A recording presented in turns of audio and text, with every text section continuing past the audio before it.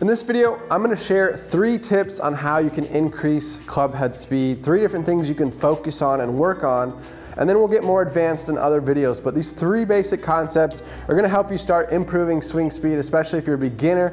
So swing speed, first we need to understand a little bit about what swing speed is. This is how fast the club swings through and hits that golf ball. So when we make contact here with the golf ball, we are releasing energy that is built up in the club head, and now that energy is transferred to that golf ball, and that's what launches that golf ball high in the air and with fast speed. So the ball has its own speed called ball speed. So the more energy we build up in the swing, the more swing speed we come down and hit that golf ball with, the more energy gets transferred to the golf ball, and the golf ball speed is faster. So if you ever look at PGA Tour statistics, you'll notice they have club speeds, they have ball speeds, and you can start to see what kind of speeds these guys are generating to hit those 300-yard drives. So for the traditional average golfer who's just starting out, you might have a club speed somewhere between 80, 90, maybe 100 miles per hour. Professional tour players, they're swinging 115 to 125 miles per hour. All right, so the first of the 3 aspects that we want to talk about that can help you generate more club speed is lag. So the best golfers in the world generate lots of lag in the downswing, and this allows them to create lots of swing speed as they release that club into the ball. So what is lag? Lag is simply turning back, taking our backswing, and as we start that downswing, that club head essentially is lagging behind our hands. So our hands are leading the way, we're swinging the club forward into the golf hitting zone area, and that club head is still lagging behind.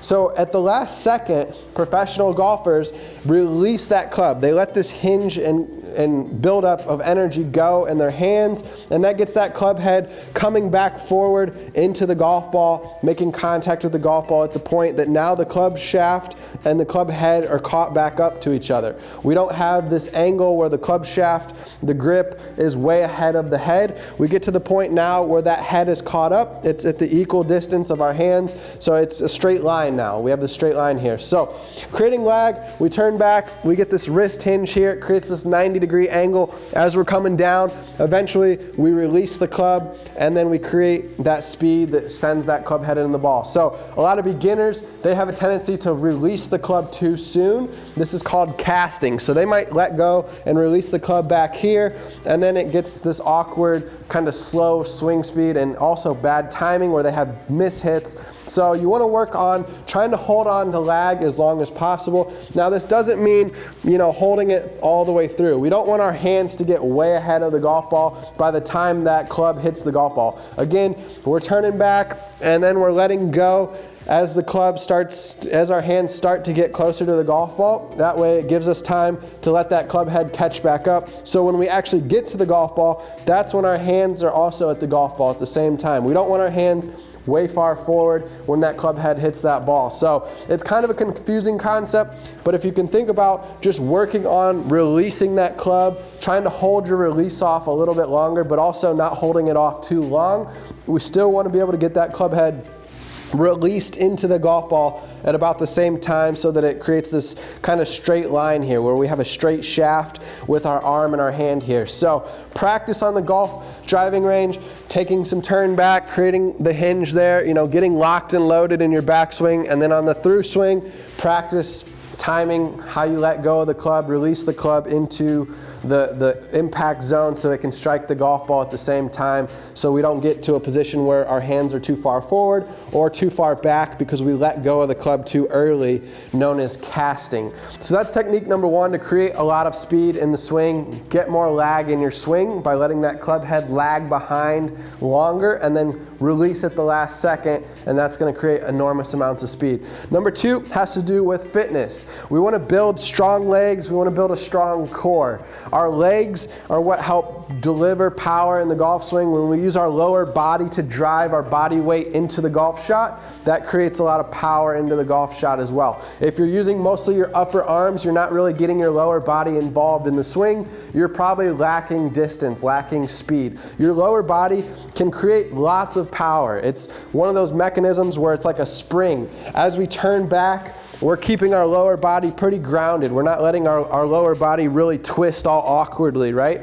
We keep these legs pretty much to where our hips turn a little bit and they point backwards a little bit, but they're more creating a coil in our core. So as our upper body's turning back, we're creating this coil here where our upper body's twisted to where our shoulder is now 90 degrees. We've got a nice shoulder turn here.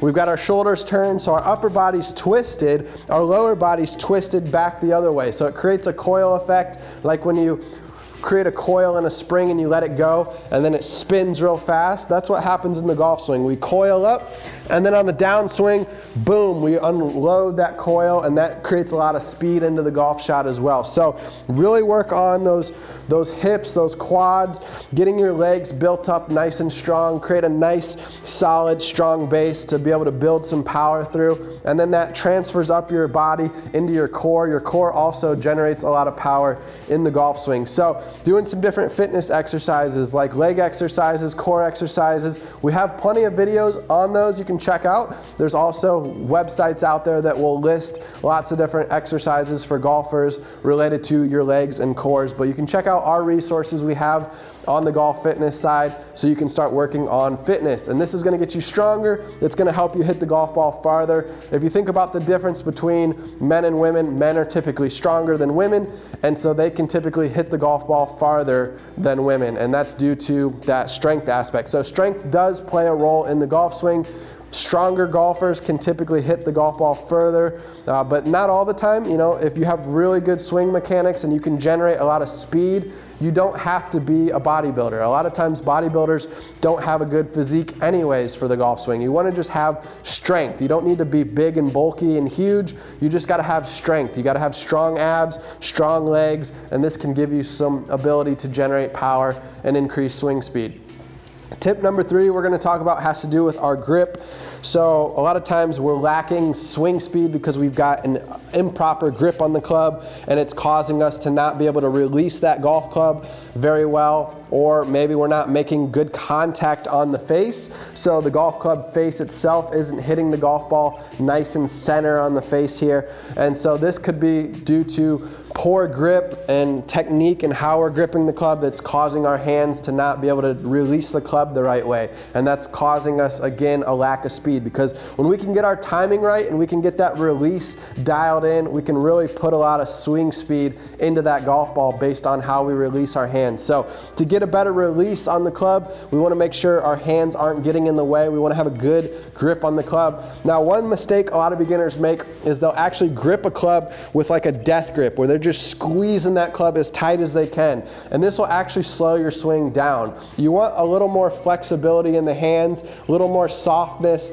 not squeezing that club as tight as possible. And that allows that club to get that, you know, kind of that waggle, to be able to hinge and release, hinge and release. If we're squeezing that club as tight as we can, you can see how it's just, everything's all locked up. It's harder to get that nice fluidity, that nice flexible motion of letting the club, you know, hinge and release, hinge and release. So it's a lot harder to release the club right if we're death gripping the club. So try to have a more loose grip on the club, but not too loose that we feel like we're gonna lose the club and throw it into the golf course. We wanna still maintain control by having enough grip pressure that we don't throw and lose the club, but we don't wanna be squeezing it so tight that it's causing us to not be able to have proper hand and release motion in our wrists and our hands and our grip.